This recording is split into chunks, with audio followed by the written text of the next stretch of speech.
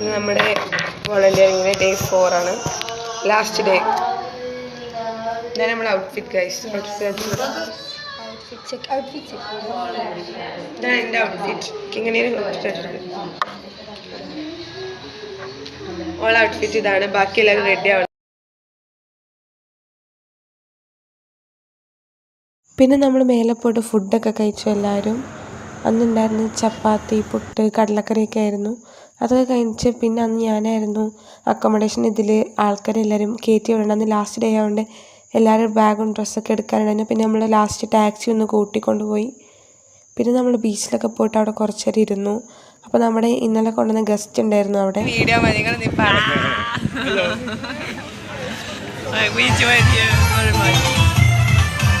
അവർ പറഞ്ഞൊന്നും മനസ്സിലാക്കാത്തതുകൊണ്ട് വേഗം തന്നെ അവിടെ നിന്ന് സ്കൂട്ട് അടിച്ചു.